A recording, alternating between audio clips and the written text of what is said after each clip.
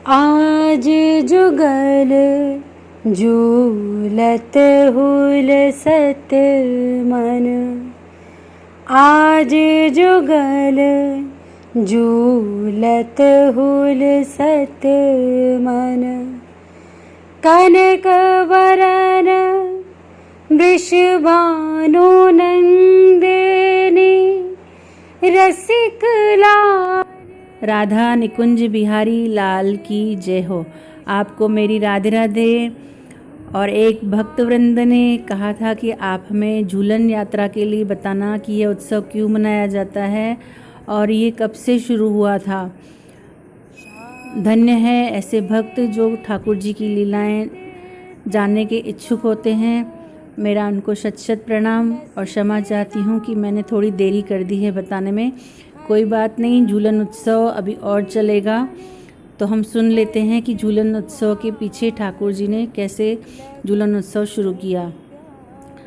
वृंदावन के क्या भारतवर्ष के हर मंदिर में झूलन उत्सव बहुत हर्षोल्लास से, हिंडोला उत्सव हर उल्लास से मनाया जाता है। थोड़ा सा टाइम सभी का आगे पीछे होता है। कोई इसे गुरु पूर्णिमा से शुरू करता है, कोई इसे गुरु पूर्णिमा से पहले वाली जो एकादशी आई थी 4 दिन पहले, उससे शुरू करता है। तो बस अब ये और श्रावण मास तक चलती रहेगी। कोई श्रावण मास कहता है, कोई सावन मास कहता है। तो ये रक्षाबंधन तक लगभग चलती है। मैं क्षमा चाहती हूँ, मुझे ठीक से स्मरण नहीं आ रहा है कि कब तक चलती है। और वृंदावन के हर मंदिर में से जो ठाकुर जी गर्भगृह में विराजमान होते हैं, उनको वहाँ से बाहर लाकर झूले पर विराजमान कराया जाता है और उनकी बहुत भव्य आरती उतारी जाती है। जैसे आप जानते हैं कि हमारे कृष्ण ग्वाल बाल ग्वालिन और सखियाँ गोपियों के साथ हर उत्सव मनाते थे, और जो ग्वाल बाल सखियाँ थी वह भी केवल कृष्ण को ही जानते थे और कृष्ण को ही मानते थे, तो अपना हर त्यौहार वह उन्हीं के साथ मनाते थे। जैसे बहुत चिलचिलाती गर्मी अप्रैल और मई के बाद जून में जैसे हल्की हल्की रिमझिम सी बारिश आ जाती है, मौसम में नमी आ जाती है, तो धरती मैया जो है खुश्क पड़ी, उसमें थोड़ी नमी आ जाती है। और वर्षा ऋतु आने के कारण सारे वृंदावन की जो धरती है वह हरी भरी हो जाती है।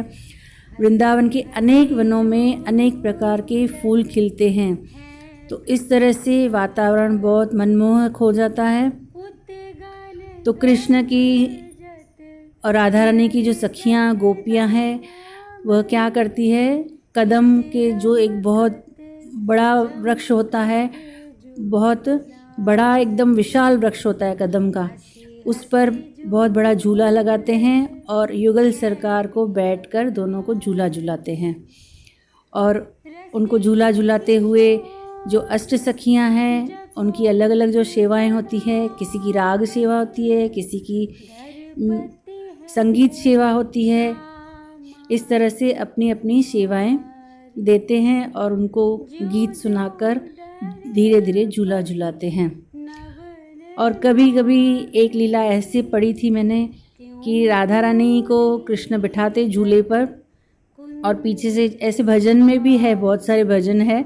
ज़्यादातर हिंडोला उत्सव में जो समाज होता है, इनका मुझे स्मरण नहीं आ रहा है, तो उस समाज में हिंडोला उत्सव कहते हैं।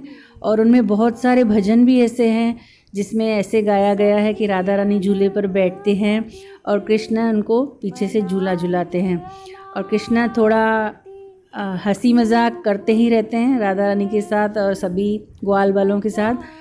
तो जानबूझकर कृष्ण राधा रानी को थोड़ा परेशान करने के लिए ज़ोर से झूला झुलाते हैं, और राधा रानी हमारी सुकोमल और बहुत जल्दी घबरा जाती है, और फिर कृष्ण से धीरे धीरे कहती है, कृष्ण धीरे झुलाओ, झूला धीरे झुलाओ। ऐसे बहुत सारे भजन आपने सुने भी होंगे, झूला धीरे से झुलाओ, मुझे याद नहीं आ रहा है। तो ऐसे बहुत सुंदर मतलब वातावरण आप इमेजिन कर सकते हैं कि कैसे वो वातावरण रहा होगा। जब हमारे कृष्ण ने वृंदावन में लीलाएं की थी, तो उन सब तब से लेकर सभी मंदिरों में पूरे भारतवर्ष में इस तरह से झूला उत्सव और हिंडोला उत्सव मनाया जाता है। और भी कई कथाएं होगी, मैं नहीं जानती, मैं इतना ही जानती हूँ।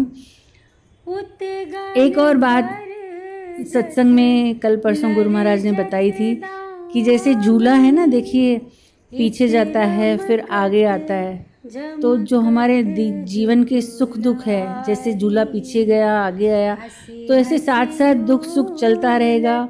लेकिन हमें कृष्ण के साथ अपने उत्सव और आनंद इसी तरह से मनाते रहने चाहिए।